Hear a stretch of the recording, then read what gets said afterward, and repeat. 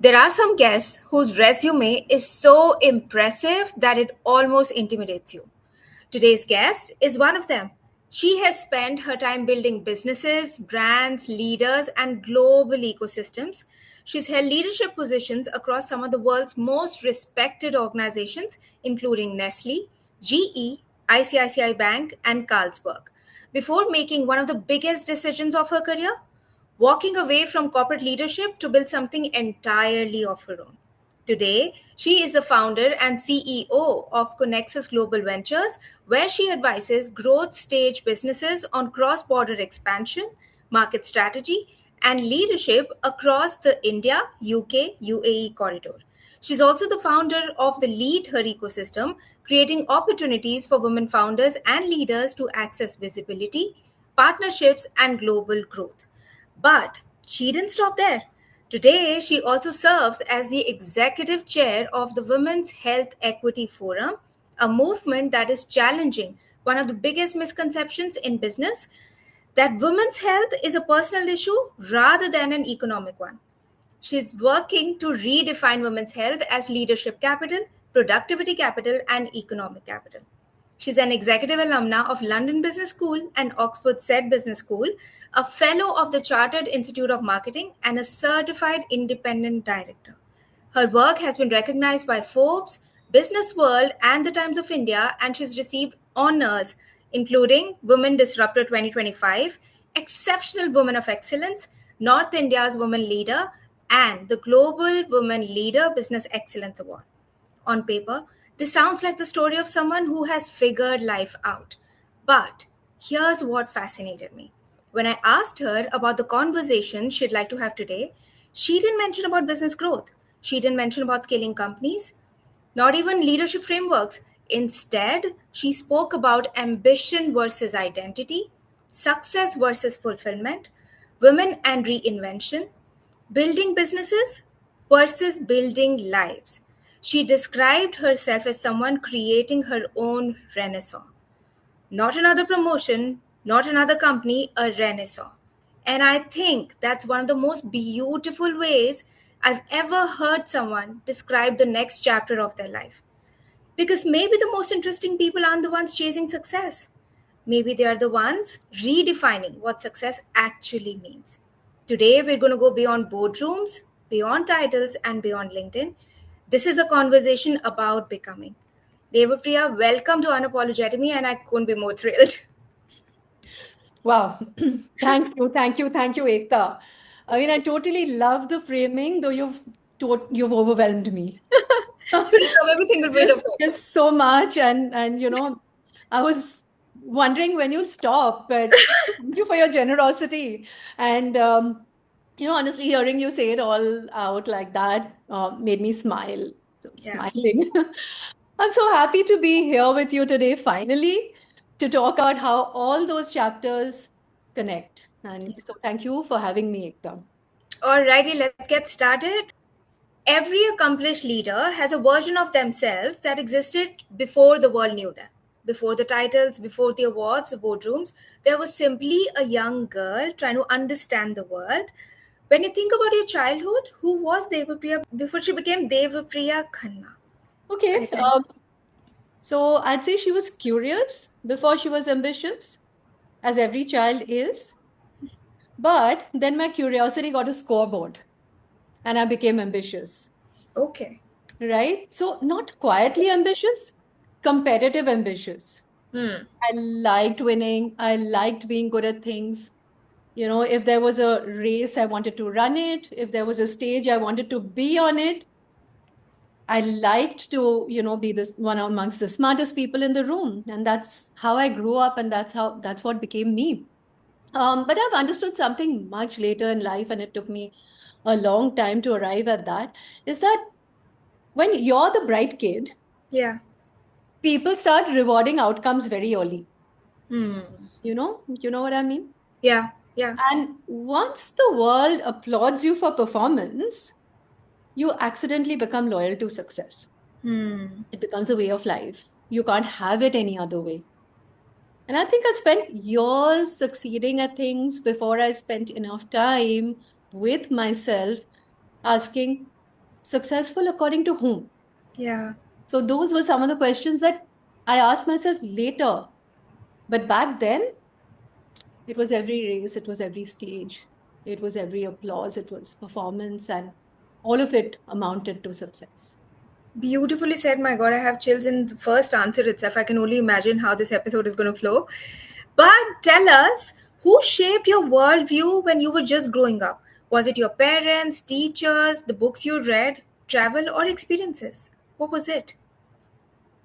That's a quick trip down memory lane because there was so much. And I was fortunate to be very, very exposed to a wonderful ecosystem. But so obviously, parents, they're your first role models, they're the people who socialize you. But I'd say my grandparents. Okay. Because I was very close to all four of them in different ways, and each one of them had a certain role to play. Um, I mean, I could go on and on forever about maybe that would be another episode, but they really were my pillars, Hmm. and they had so much to teach me, and I was equidistant to each one of them. Hmm. Um, so my grandparents, yes, definitely, and then experiences, and I've had so many. Cities shaped me, conversations shaped me, failures shaped me. I've always watched people very carefully. Oh, nice. Okay, wow. We're going to talk all about different cities and how they've had a rub on you. But for now, tell us, looking back now, what's one belief from your childhood that still guides you today? And what's one belief you've completely unlearned?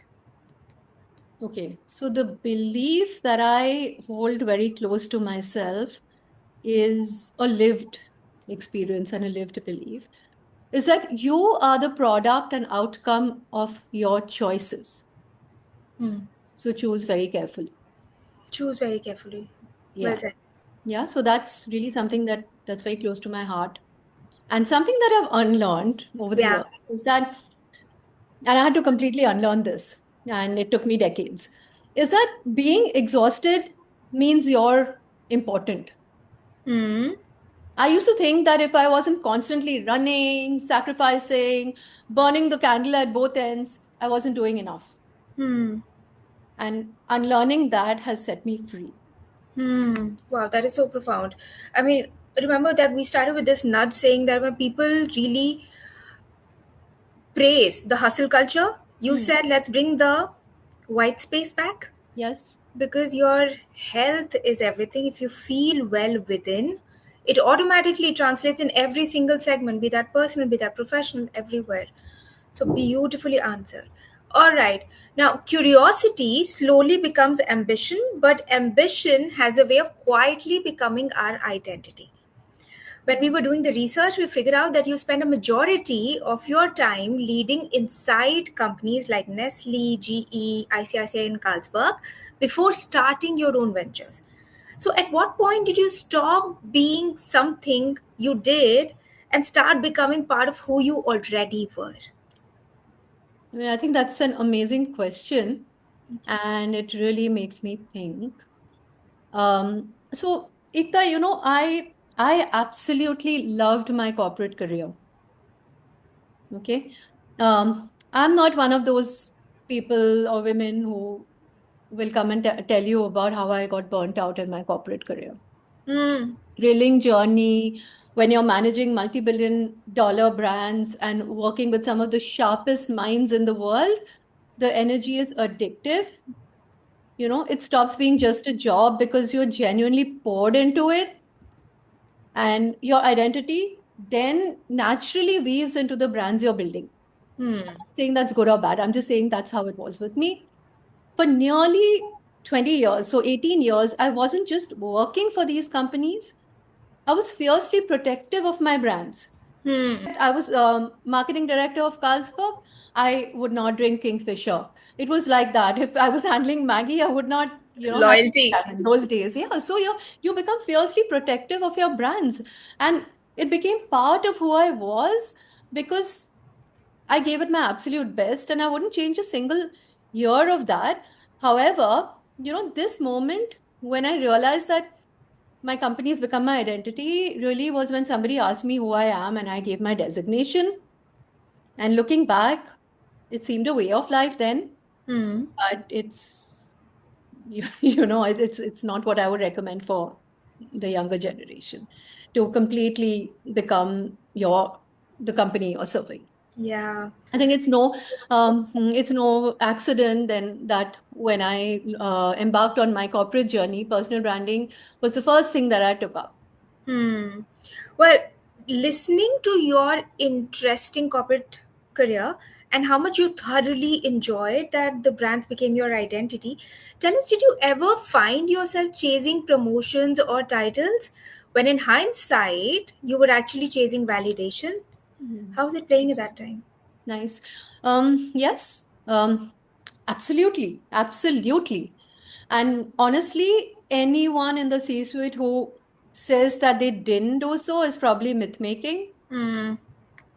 Say because it if you do it, yeah, right? yeah, absolutely. Because a big corporate title is the ultimate institutional applause, right?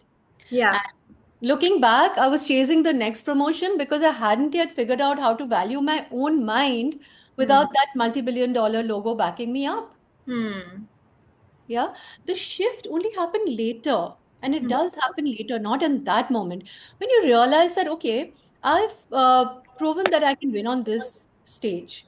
Now, how do I value my own intellectual capital outside this specific arena? Yeah. That's what happened to me, I think. And I think our next question seeps in just at the right moment. Like, from what we're learning, is that corporate leadership often gives you certainty in terms of structure, recognition, and momentum, as we're just learning from you. And so, I guess the following question to what you were describing is that, was there ever a moment when you looked around and quietly wondered, is that all there is, or there's more to life than this one? Yes, of course, more than once, more Yeah. than once. But the difference would be that it wasn't a sad or cynical, is there Yeah. all there is to it moment. It was a sense of completeness, Hmm. you know, not emptiness. I kind of looked at my trajectory and thought that if I stay on this exact path for Yeah. another 10 years, I'd just be repeating a version of what I had already done and already conquered. And I wanted a new mountain to climb. Yeah, beautifully said. One should always look for the natural succession, and you were doing exceptionally well already. So I think the thought just seeped in at the right moment, making way for what's next beyond this. Which brings me to my next question, which is, you work with some of the world's largest organizations, as we just realized. What did those years teach you about power, leadership, and success that business schools never could? You already have two amazing business schools in your cadre, but what is it that you learned during the time there? Well, business school teaches you theory. Hmm. Essentially, even through the case studies and the summer training and Yeah. the internships, you essentially learn theory. Hmm. But the corporate trenches actually teach you about human nature, cultural intelligence, and how to rally thousands of people behind a single vision. Yeah. That vision and that mission statement. How do you get people to buy into that? And I'm really grateful for having worked with some of the best brands in the whole world. And that Yeah. foundation is exactly what enabled me to build everything that I have today. Hmm. I look back with gratitude. I look back with, a sense of overwhelm, I would say, and say that, my God, it was a foundation that people would dream of. Yeah. I Yeah. was so lucky to be in the right places at the right time. I wouldn't be this Devapriya Khanna if I hadn't gone through 18 years of working with those organizations. When I was Beautiful. in those organizations, did I feel grateful? Did I sort of not take all of that for granted? Yes, to all of it, the cribbing, the, dissatisfaction, the applying feverishly to better opportunities and things like that. I've done it all. But I think hindsight is the greatest mirror. And for me, now when I look back with all my years of wisdom, I feel like, why was I cribbing? I was so blessed. And I tell my daughter also that, one day all of this will make so much sense. And that's what it did for me.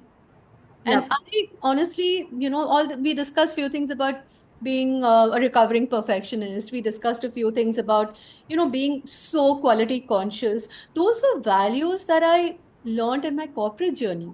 Hmm. Those companies have taught me, those bosses have taught me all of this. And Hmm. otherwise, I think I would have just been a very mediocre entrepreneur. Hmm. It just helps Wow. you stand out. It just helps you stand out. It helps you build with quality. It helps you build with integrity. It helps you build with core values. Hmm. And those are the kind of people you attract as well. Yeah, So I'm 100%. 100%. I feel I'm like grateful. it's all just interrelated. Like you said, that those particular situations, the kind of hard work, looking for perfection in every single work that you deliver, not just thinking about the big assignments, but then it becomes a part of your personality and then the people around you. It's a sharp reflection of the choices with which we started. All right, eventually, every successful career presents one defining decision: stay where you're celebrated or step into the unknown. After 18 years in corporate leadership, you chose entrepreneurship. Why? How do I put all those reasons into a word? I know. But, honestly, I'd say entrepreneurship chose me. I never thought I'd be an entrepreneur. In fact, till date, I call myself an accidental entrepreneur. Okay. It was never part of the plan. I belong to a hardcore corporate family. I think my paternal grandfather was the only entrepreneur in my entire family. And even now, nobody, my siblings and my daughter, everybody is a corporate person. I'm the only entrepreneur. So it was never part. Even my 82-year-old dad has now, he's only now started his own consultancy firm and he has 5 retainer clients at the age of 80. Wow. But That is amazing. yeah, he's actually incredible. But anyways, coming back to, so I knew nothing about entrepreneurship. I had no plans of becoming an entrepreneur, but the incidents of my life shaped up in a way that I decided to hang up my boots and then create something of my own. And the two didn't come back to back. Again, there was a period of reflection and all of that. And then I think for over a decade now, I've been an entrepreneur and so the two parts of my life, 18 years of corporate leadership and 10 years of being an entrepreneur are now kind of seamless. So it's kind of 50-50 now. Now, But when I was doing the research, obviously I read about all the corporates that you'd worked with, the amazing big brands. But then having met you as an entrepreneur, and now you saying that you call yourself an accidental entrepreneur, I think I have my reservations in the term, because I was like, I don't think I've come across anybody who's got so much clarity and brevity as good as you. So oh, you set the benchmark in terms of, no, in terms of the choices you make. We've had permutation combination trying to line up time for recording the podcast way back, we but did. it's Sorry just about that that. what has to be given importance to, and how you prioritize your time. I think that says enough. So I'm still going to go back and still check that term accidental, but No, we're I'll going to just tell you follow. this that yeah, I'll just tell you this that I think it was a natural evolution. Of course, there were incidents that led me to that Hmm. decision. Okay, so it just didn't happen as if while I was an entrepreneur, I was planning for my I mean, sorry, while I was as a corporate person, I was planning to moonlight or I was planning my next gig. It wasn't like that, like it is these days with a lot of people. Yeah. I thought I'd retire as a corporate person, Hmm. but things happened, and I feel like it was a natural evolution. And so think of it like a tree that outgrows the pod that it was in. Yeah. And then there's another follow up question that I want to ask here, because I think this is so apt. Ah, So I want to ask, you said that nothing was planned, it just happened like a natural transition. mm, Now, for people who are in the corporate right now and who are going through this phase of realizing that there's more to the work that they're doing, it could be entrepreneurship, it could be, and also because it's the term that a lot of people hear these days. Are there ways that one can realize maybe entrepreneurship could be the next step, which might comfort them or bring them out of this constant questioning and feeling of that emptiness which corporate life is giving them? So I would say that, it really depends on what your priorities are. Hmm. A lot of people are risk averse.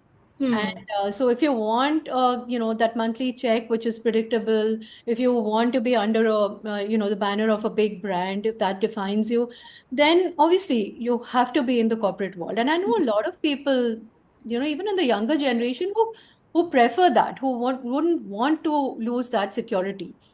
But for those who are creative, for those who feel like, they want to own something of their own, even if it's their own time capital, I think entrepreneurship is what it is. All right, Because perfect. That was. coming back to that whole simile that I was telling you, is that think of it like a tree that outgrows its pot, and that's what happened to me in a way. The pot is great, it nourishes you, but your roots just need more ground. Yeah.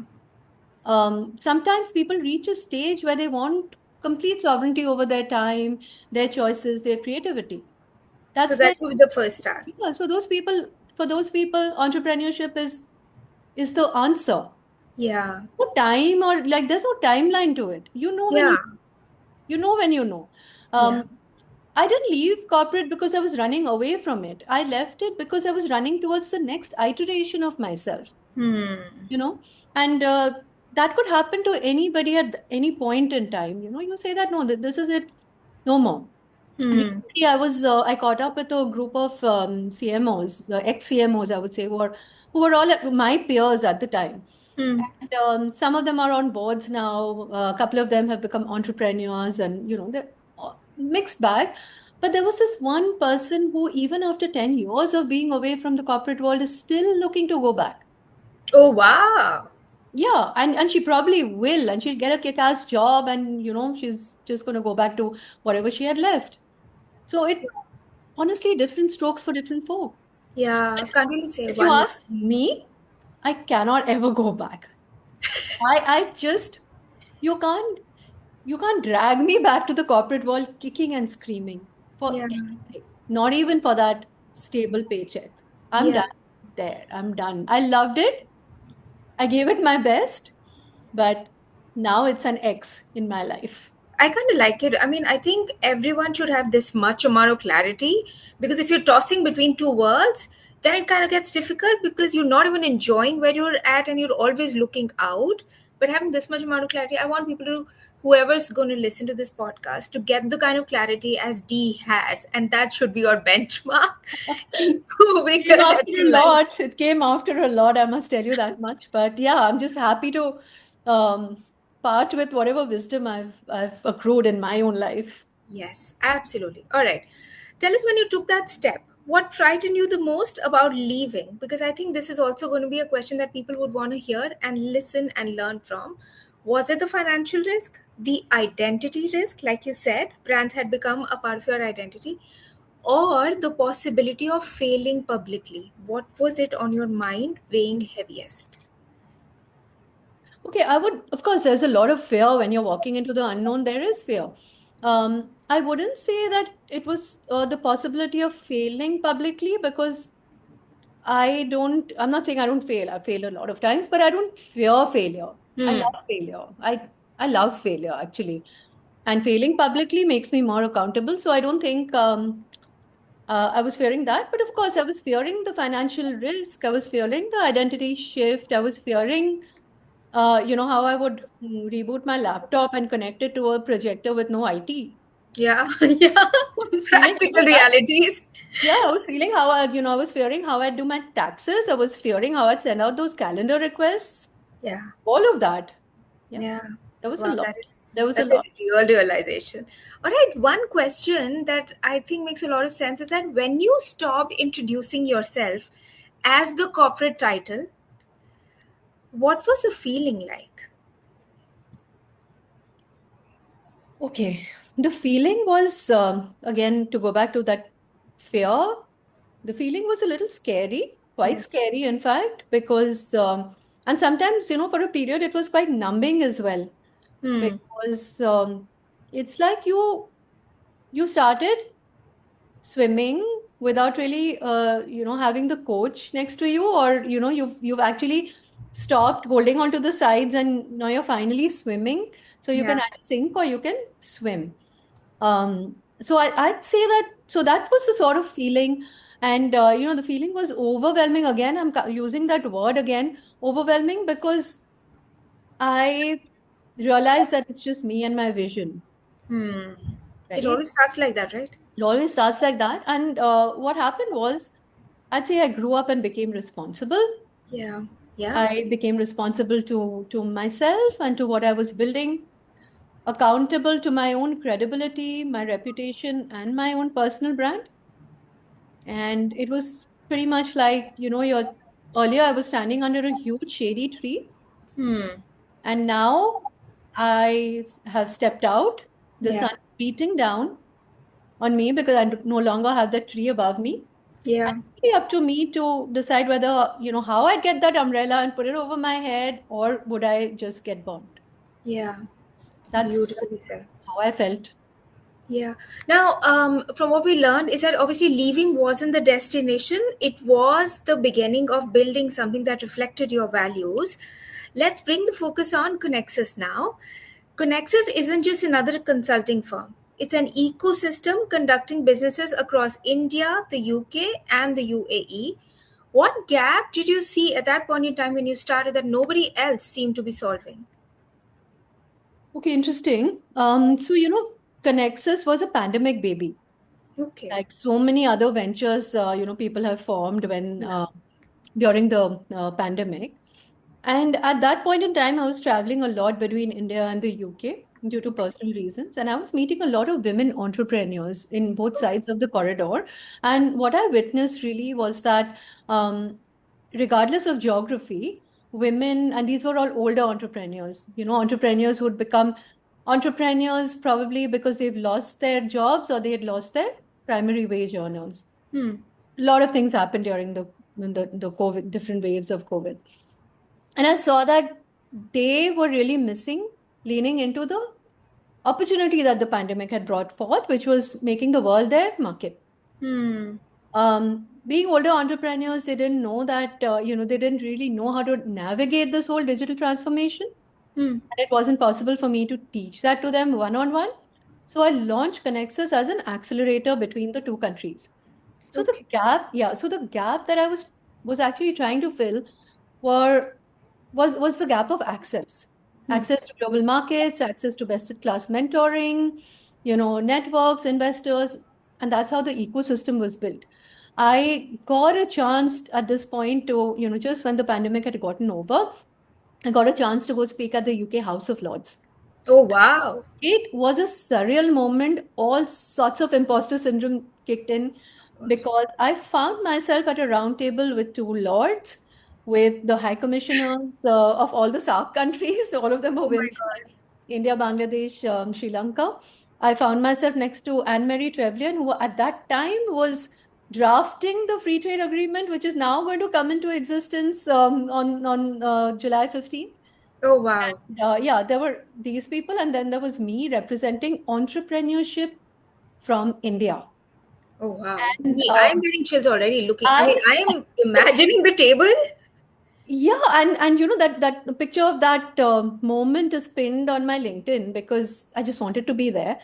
And I Did you keep coming manifest back it? to it. I think I manifested it. Of course. Because somebody out of the blue, she was on my advisory board. She just got in touch with me and said that we're doing this whole Women's Day thing on entrepreneurship and India UK corridor. Would you like to represent entrepreneurship from India? And it's like Sheryl Sandberg when she says that, when you're offered a seat on a spacecraft, don't ask what seat, just hop on. So I Yes. hopped onto that Virgin Airlines and I was there. And honestly, that changed the trajectory of Connexus because I got a standing ovation, because before that it was like, okay, can you just deliver your 6 minutes and let the trade minister speak? And I was like, I'll do that. But when I spoke, um, I think it came from deep within, Yeah. came from deep within my soul about the gap that I was trying to solve. and people listened. And even after that, I mean, I found my next champions in that room itself. So there was no looking back.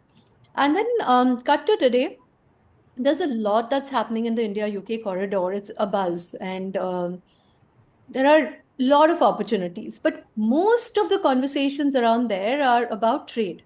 So it's Hmm. about, export, import, trade, duties, taxation, ease of business, all of that.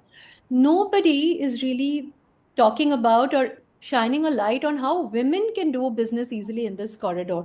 Though there is a chapter 23 of the FTA focuses on gender, but Hmm. there's no execution around it. So we'll really see on 15th July what really comes out. Are they including it? Not including it? Are they actually, going to focus on it? But we are focusing on it. We Yeah. are talking about brand, we are talking about founder positioning, we're talking about cultural intelligence, all of it before doing the warm introductions. But people generally, when they talk about the India UK corridor, they're doing just warm introductions and events and conversations and breakfast briefings. We're actually implementing things. So I think Um, that's really the gap that we started out solving, and we continue to do that. all right. I think the next question is kind of leading and probably will take some answer that you already gave. What does the India UK corridor teach you or taught you about business that staying in one market could not had?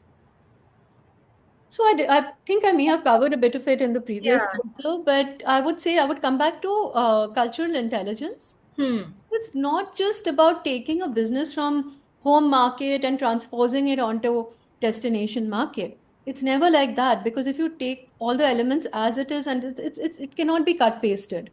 So before you get impatient and say, oh, introduce me to stakeholders, introduce me to investors, and to get me a speaking opportunity, make sure my business is known in the UK. There are many, many steps before that. So you have to, and even the people who I work with now, sometimes, they get impatient and they say that in the next 90 days, I want XYZ, without really saying that, can you get me ready for that opportunity? Yeah. So I'd say that this whole thing, and it's not just about India, UK, it's also about, it's just about any cross-border opportunity, is that it teaches you to be really resilient and patient, and start from scratch rather than jumping to Yeah. commoditizing it. Because if you're not ready, then you're going to fail. Yeah. 70% of all businesses trying to set up overseas, they fail because of this reason, because Hmm. they lead with the wrong thing. And I would say that, that's true of life as well. Yeah. You can't take on something till you're absolutely ready, or even say about 70% to 80% ready. Hmm. Well said, T. Okay. You've spent years building relationships across countries, across cultures, as we're just learning. In a world obsessed with scale, do you think relationships are still the greatest competitive advantage one can have?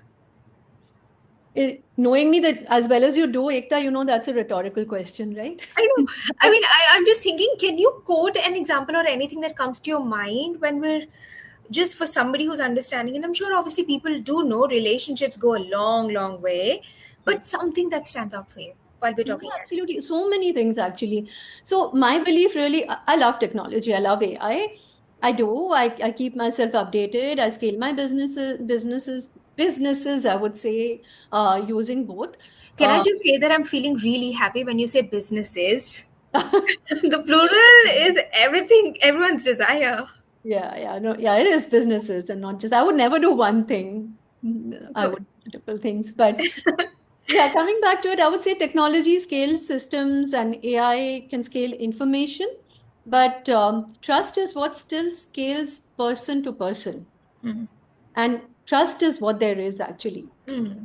And, now that you ask me this, my biggest business strategy has never been in a spreadsheet. It's been with people. Hmm. So I organize big events, I organize roundtables, I speak at a lot of places. But I think my deepest success factors come from that one on one interaction. Hmm. And like I said, there are so many examples of relationships, and um, my relationships are very, very instinctive and very deep.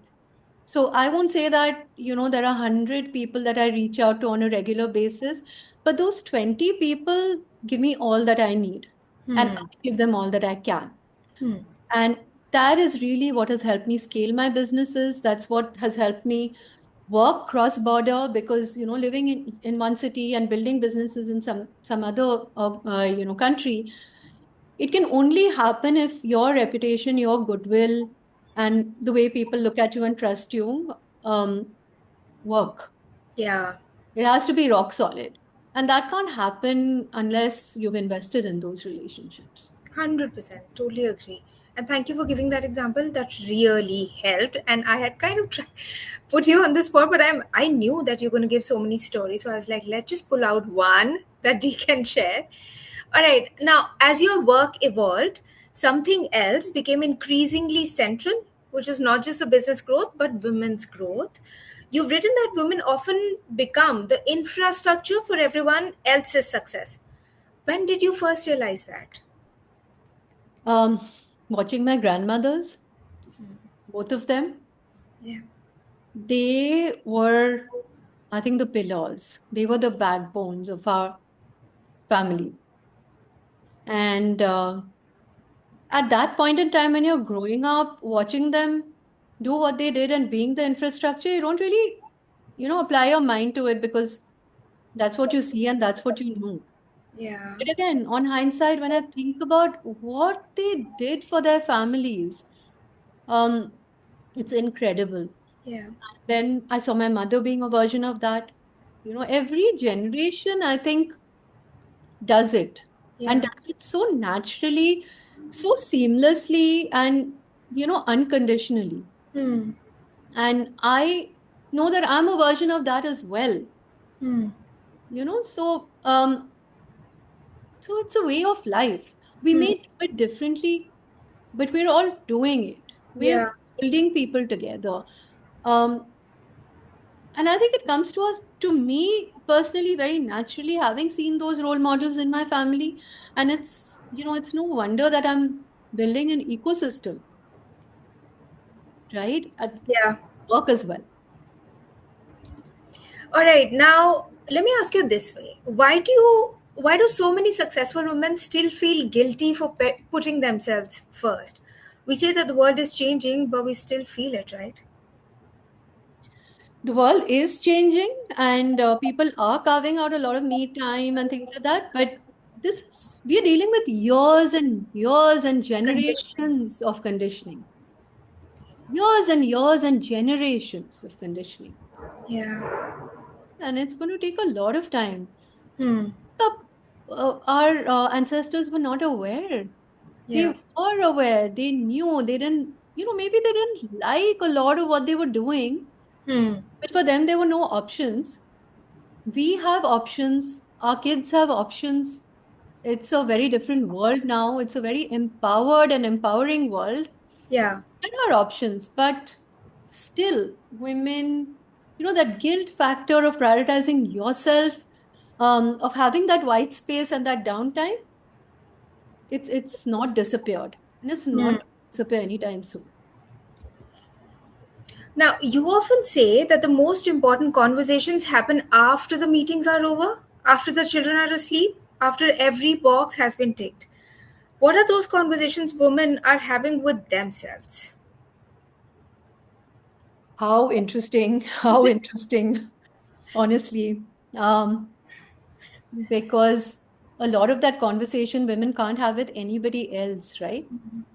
So I'd say that there's a tug of war going on in their minds, Hmm. because they've, like, shut down their work phase, and now this is the time when, you're settling down and being true to yourself. So you realize that, you've stopped doing Yeah. and you're just being. And when you're doing, the conversation you have with yourself is all about checklists and timelines and, you know um, deliverables, Hmm. whether that's at work or that's at home. It's the same. Yeah. But when you're being, You're actually in touch with who you are, who you want to be. You're in touch with your soul. And that's where the most honest conversations happen. Hmm. That's when probably women take out that mirror and have a long, hard look, even if it's uncomfortable, at who they've become, what they feel they could have become, Hmm. and what do they resent or what do they want to grow into. So I Hmm. would say, regardless of the kind of conversations or the content of those conversations, it's all about honesty, authenticity, discomfort, and evolving into becoming. Hmm. That's what those conversations probably are. So I think this is just the right time for me to ask you, do you think can women really have everything, or have we simply normalized carrying everything? Women can definitely have everything. Women can have it all. Hmm. Maybe not at the same time, Hmm. but you can have it all. But you have to plan for it. You can't go through life without a life plan. Yeah. And I was reading this book. It's brilliant, actually. It's this book called The Five Types of Wealth by Sahil Bloom. Okay. And it's not a book that I would typically pick up, but somebody had recommended it. So I read it and I was like, I was blown away. Okay. Do And share. he talks about five different types of wealth. And I won't really spoil it for you. I'd recommend you pick up the book. Hmm. But he talks about time wealth, Hmm. and he talks about something called the life razor. Okay. It's about that little window which you look through, which has your personal mission. So this is who Ekta wants to be or is governed by, like your mantra, maybe. Hmm. Hmm. Yeah. And that is really what keeps you on track. Hmm. So you sit down, you introspect, and you figure out what that life razor is for you. Okay. And that sort of guides you to your true north. Okay. So you can either go through life being a victim, Yeah. or you can design your own life. There are only two options. If you design your own life, you can have it all and you can plan your milestones. Hmm. Just go through your life, then you got to take anything that life throws at you. Yeah. Yeah. And that includes burning out, that includes not having what you want, that includes carrying. Yeah. But there is something called carrying grudgingly or carrying with grace. Hmm. I would choose the latter. Hmm. Any. Love the answer, D. All right, we're going to move the conversation to a different tangent now. Life forced an even more personal conversation, the one which had nothing to do with the boardrooms. You experienced two health breakdowns that completely shifted your perspective. What did those moments reveal that success never could? Well, it revealed a lot of things, but I would say that it completely exposed my vulnerability. Hmm. It exposed a lot of things that I took for granted. Hmm. I would take my health for granted. I Yeah. mean, I remember my mom, she would tell me in my younger days that how is it that you manage to get up at 4 o'clock, wear those heels, run to the airport, go through the whole day in a different city, and then come back in those heels and work clothes at 12 o'clock, 1 o'clock at night, back to your home city, and you're fine. Yeah. How Yeah. long are you going to do this? How long? Yeah, that's How a. long are you going to do this? And and that time I thought I'm invincible. I would tell her that, yeah, but this is what it is. This is what it takes. And please, you're supposed to motivate me. You're not supposed to bring me down. And Yeah. that's exactly what my daughter tells me now. So, Hmm. but I didn't realize what she was talking about. I was like, okay, this is how life is, and this is Hmm. what I have to do. But I was in for a rude awakening, Hmm. not once, not twice, actually, multiple times, I would say. But every time I realized that, if I'm not able to work, I'm not able to contribute. Yeah. to myself or to anybody around me. Forget about financially, economically, to the economy, all of that. I'm just limited. And health is an asset. Yeah. That's what that was my biggest learning, is that you're living in this body and this mind, and you got to take care of it. Yeah. When you walk into your house, how do we maintain our houses? Like, I'm very house proud, so for me, everything has to be really tip top and Hmm. clean. The cushions have to be like that, the upholstery, the furniture has to be like that, and all of that. We spend so much time, money, energy, effort to make sure that the house you live in is perfect, without Hmm. realizing that the actual house you live in is your own body and your own mind. Yeah. And it took me a lot to arrive at that realization. It took me a hell of a lot, and it came at a very high cost. So Hmm. now you know that I define health as an asset. Yeah. Touching upon that phrase that you said, that you say that health is an asset and it's just not about self-care. Explain a little bit how, what made you feel that there is a distinction between being an asset and to call it just self-care. So, Ekta, I would say that we've accidentally trivialized wellness into basic pampering. Hmm. And I'll tell you, a few years ago, I was really burning out and I went to see a therapist, Hmm. one of Gurgaon's leading therapists. And she said, Acha, is this what you're going through? Fine, just join a Zumba class. Just go to the spa. Hmm. This is what she told me, at which point I thought to myself that I'm not going to get my solutions here. I'm not even going to get any kind of direction here. So Yeah. it's just an example of how even the most experienced and astute people think wellness is, go to the Just go spa, to spa. or just, you put those coffee patches under your eyes and put thumbs up. No, wellness is serious. Yeah. And around the world, people are realizing it now, and there's so much conversation around it. Wellness is longevity. Wellness is serious. Hmm. When you look at it through the lens of leadership, which is, what we advocate at the Women's Health Equity Forum, Hmm. health is your core economic capital. Hmm.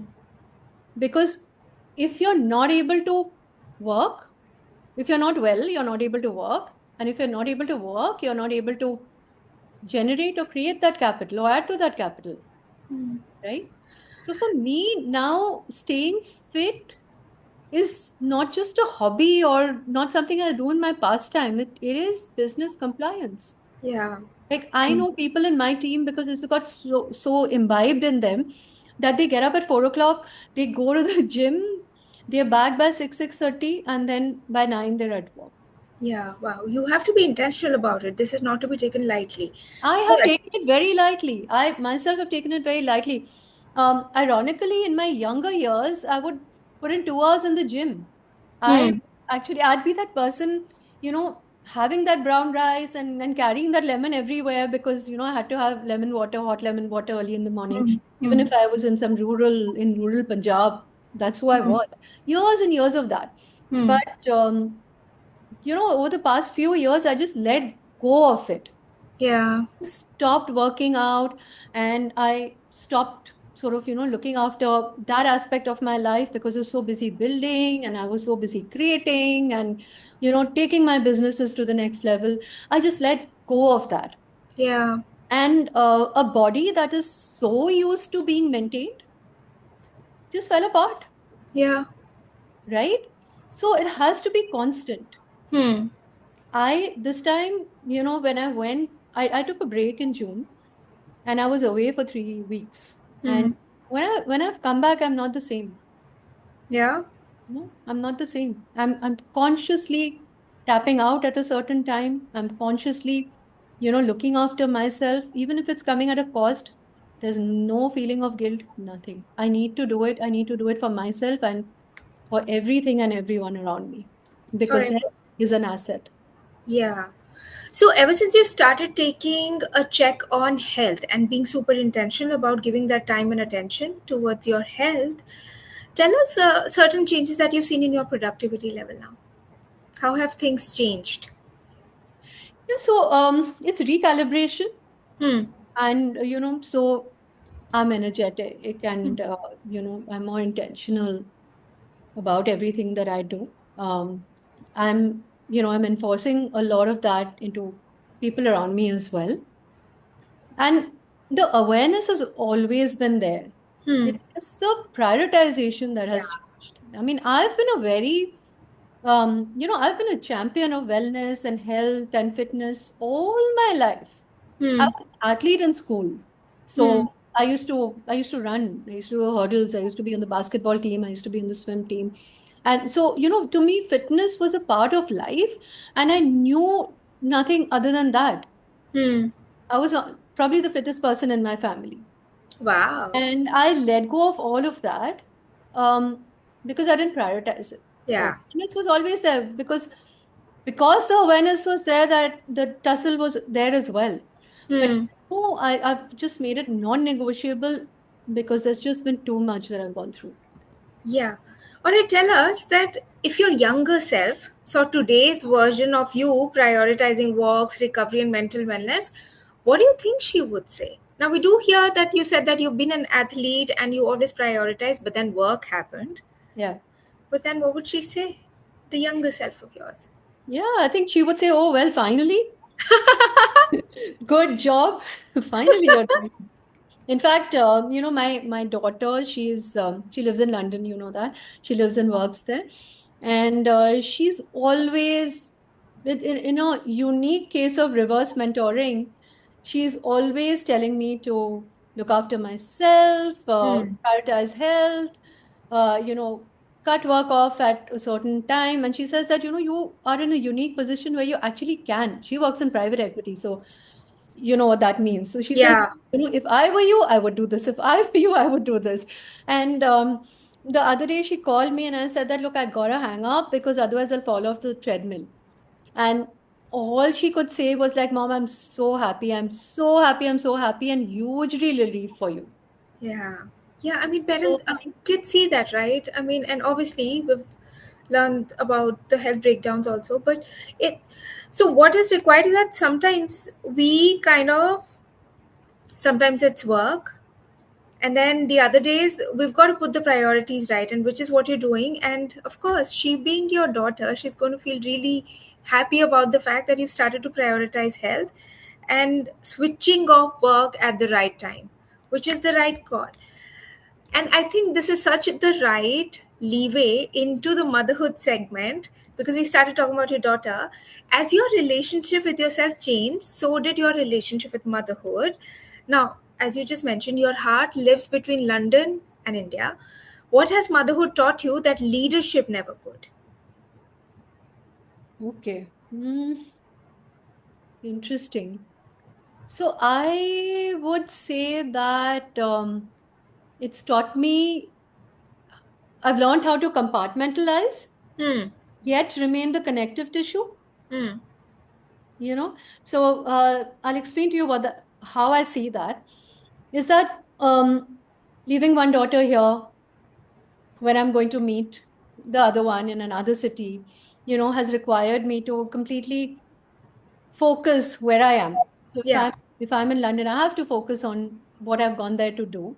Yeah. uh, but you know also trying to manage her and vice versa. So during my life here, it's not that I can let go of what I'm doing, like how I need to look after my daughter in London. So you have to live your life in compartments. Hmm. Has to be that that connectivity that binds the whole picture together. And Hmm. I I actually look at myself as the connective tissue between these two compartments. Hmm. And I keep telling my two daughters that they're very close. They're really close as sisters. So they're 11 years apart. They're close. And I think a large part of that has been my contribution and how Of we've course. brought them up and we've created those values, but they also know that, these compartments you have to live in these boxes. So Yeah. um, I think leadership uh, had not taught me how to compartmentalize. Leadership had kind of given me a to-do list, and work used to blend into life, and life used to blend into work, and all of that. And you lived life. Ironically, you actually lived life in silos, but everything was pouring into everything else. Motherhood doesn't give you that option. Motherhood forces you to focus. Motherhood forces you to have all those balls up in the air without the luxury of dropping even one. Yeah. So I think that's what motherhood has actually taught me. And leadership says that you can't drop any of those balls, but honestly, none of those balls are, all those balls are resilient and they can bounce back. Motherhood, you don't have that luxury. Yeah. Oh my god, I don't think I could have expected any answer better than that. So thanks, Dee. But alright, now touching a little lighter, which is watching one daughter build a career in private equity while raising another one who's just entering the teen years. You are witnessing two completely different versions of womanhood at once. How does that feel like? I think it feels like being on a roller coaster without a seatbelt on.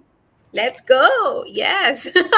Ups and downs and hairpin bends and unexpected twirls and tosses and all of that. It is a roller coaster ride, but I have my hands up in the air and I'm whooping and I'm enjoying the ride. I must tell you that. That has to be the perfect answer, right? Closing the motherhood segment, but I have to ask you, what do you hope your daughters inherit from you that has nothing to do with money or success? Okay. I hope they inherit from me, the understanding about the importance of choices. Hmm. Because if you remember, initially we talked about choices. I have Yeah. no doubt, and this is my lived experience, is that your choices shape your destiny. Hmm. And I hope they understand that. I tell them enough about this. I hope they understand the power of making the right choices. Hmm. And if they've made a wrong choice, I hope they realize the power of rectifying those choices before it unravels them. Hmm.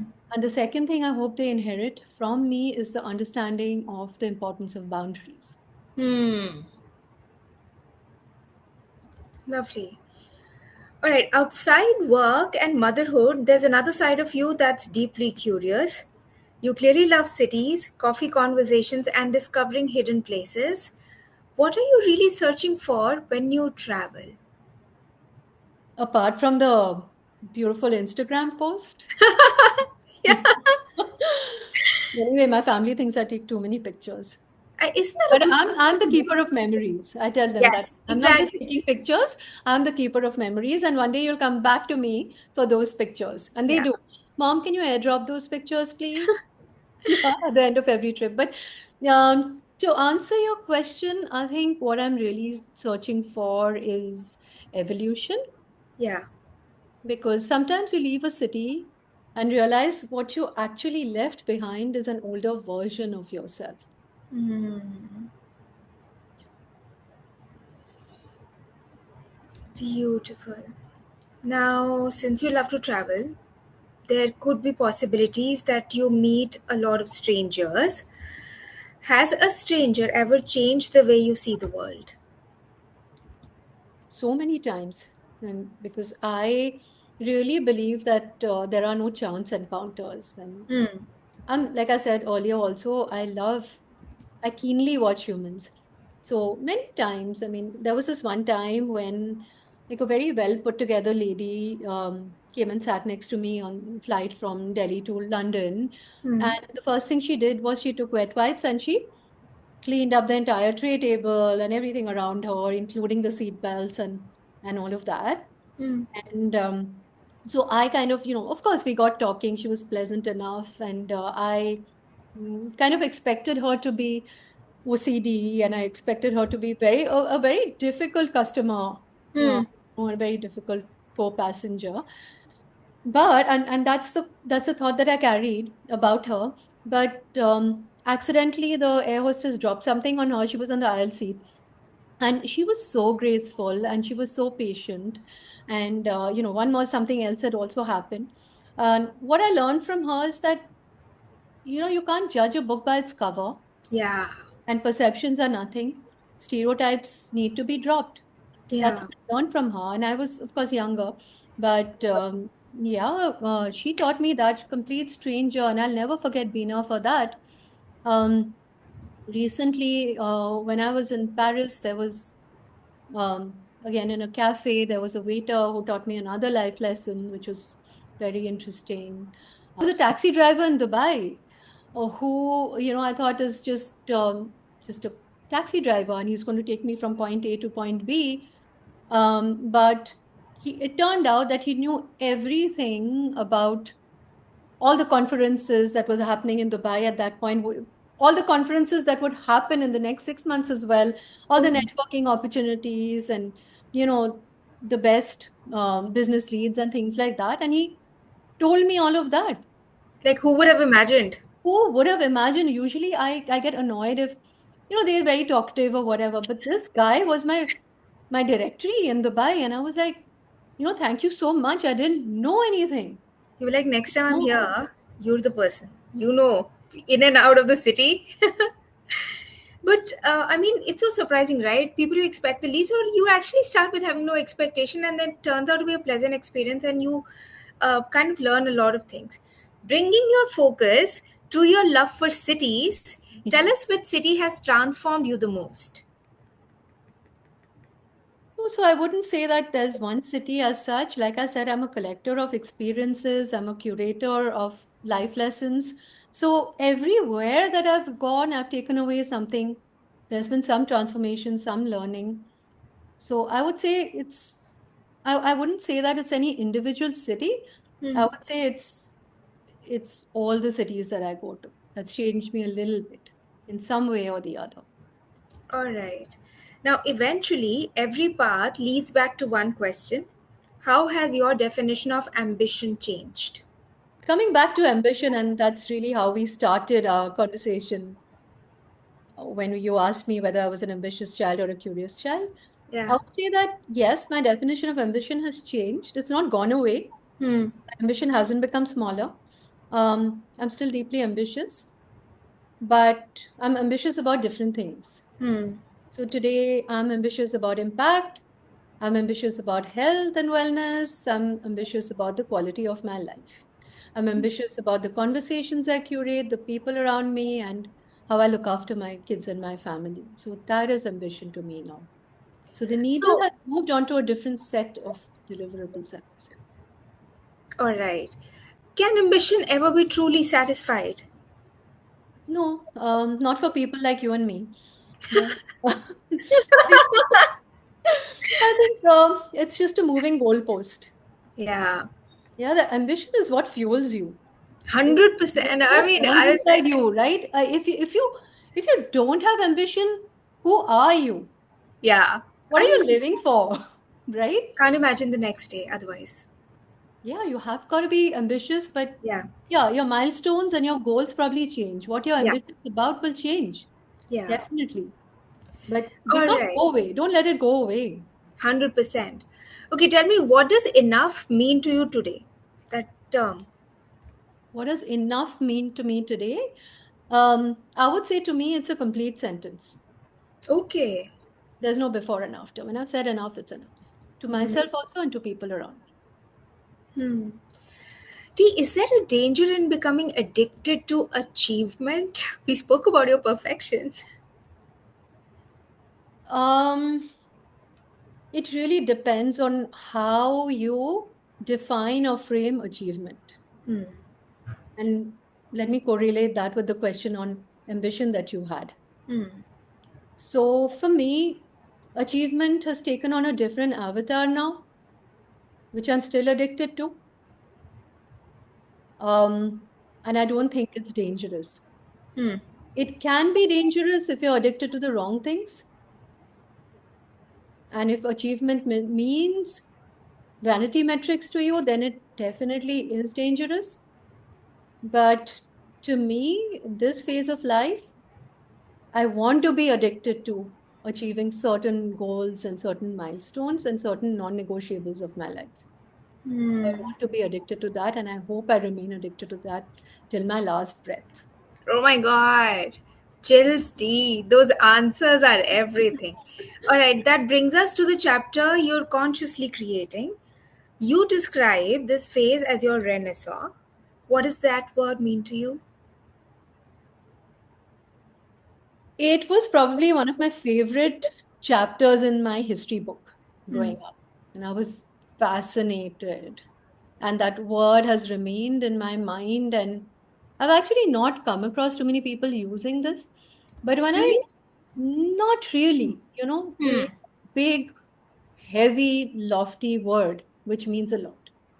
But It. when I sat down end of last year to consciously look into 2026 and say that, okay, this is not what I want the next chapter of my life to be, and this is what I want it to be, I thought of this word. This word just stumbled into my lap. And when it did, I hung on to it and I didn't let it go. Hmm. And why I didn't let it go, Ekta, is Hmm. that to me, Renaissance isn't about starting over from scratch or erasing your past. Hmm. It is a rebirth where all elements of your story finally harmonize. Hmm. It's taking the woman who built a career, the woman who built a business, the mother, the strategist, the daughter, the dreamer, the tired woman, the ambitious woman, inviting all of them and allowing all of them to sit at the same table. Yeah. So to me, Renaissance is really about integration Hmm. and, rebuilding, Hmm. using everything from my past, using so many fragments and elements of my lived experience to reinvent and to become the next version, which I'll probably just carry through for the rest of my life now. All right. Talking about the past, tell us, um, who you're becoming today that wasn't possible 10 years ago. What is it that you feel about this? Okay. Um, so I'd say a woman, you're asking me who I've become today that wasn't possible 10 years Yes. ago, right? Yes. So I'd say I've probably become a woman who can say yes to her own peace Hmm. without a single ounce of hesitation. Important question. And I think that very much represents the theme of Silent. the podcast, which is what's something you've stopped apologizing for? Having boundaries, having me time, my unavailability. Ooh. Yeah.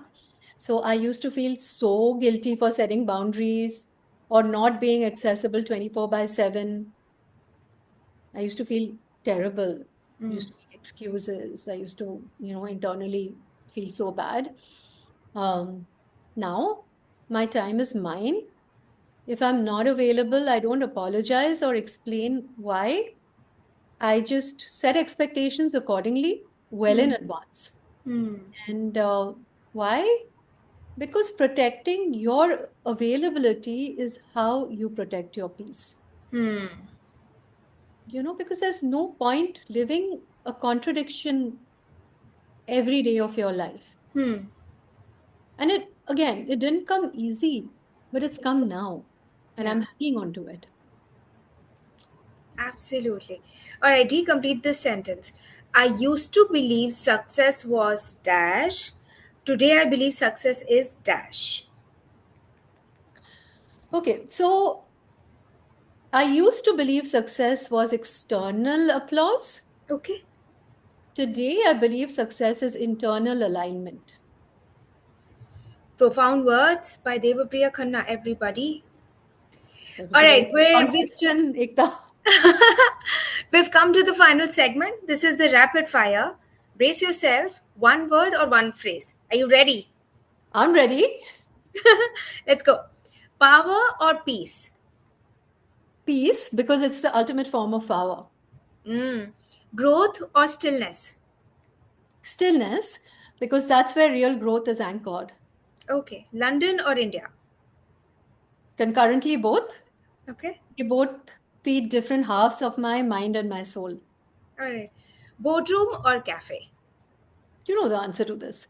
Cafe any day. The conversations are far more honest. True that. Okay. Books or people? People who read books. Oh, very nicely answered. Recognition or freedom? Freedom, Okay. because recognition is just a gilded cage. Morning walks or late night thinking? Could be any, as long as it's contributing to my goal of 12,000 steps a day. All right, that is an ambitious one. I got a buck up. I still usually go for the 10K, but 12K is. All right, what word do your daughters use to describe you? You got to ask them yourself because, they'll probably give you words that, when I'm not around, those words would be very different. But seriously, on a serious note, I would say safe space. Okay, that Hopefully. is a Yeah. that is a really good one. What word would your younger self use? Surprising. Okay. All right, the last one, which is what word defines this chapter? Renaissance. All right. Well, Dee, we've had such a pleasure recording, learning, and trying to imbibe those values that you've spoken about here. And I'm sure this episode will give so much encouragement for a lot of females, for a lot of people just generally listening, that you can carve out your path irrespective of the stage of life and irrespective of the domain you're in. So thank you, Ekta. Thank you for having me. And it's really been fun doing this with you. Thank you, Dee. When we began this conversation, I introduced you through your titles, which were founder, CEO, executive chair, global strategist, board advisor, London Business School, and Oxford alumna, award winning leader, and someone who spent decades shaping businesses and ecosystems across continents. But as we talked, I realized that none of those titles are the most interesting part of your story. The most compelling part is your willingness to question the very success that earned those titles. Today, we spoke about ambition, identity, leadership, health, motherhood, reinvention, and the quiet courage it takes to stop proving yourself and start becoming yourself. You reminded us that growth isn't only measured in revenue, promotions, or recognition. Sometimes the most meaningful growth is learning to protect your health, redefine your priorities, let your children become who they are meant to be, and build a life that feels as intentional as the businesses you've spent decades building. That's what a renaissance really is. It's not starting over, it's finally becoming more of who you were always meant to be. So, thank you for reminding all of us that the most successful chapter of our lives might not be the one where we achieve or we've achieved already, but the one where we become the most of ourselves. Thank you for joining us on Unapologetic Me, and for everyone listening. I hope this benefits you some way or the other. Share it with the people who you think will benefit the most. This is your host, Ekta Kurana, and I'll see you in the next episode. Till then, live your life unapologetically. Thank you.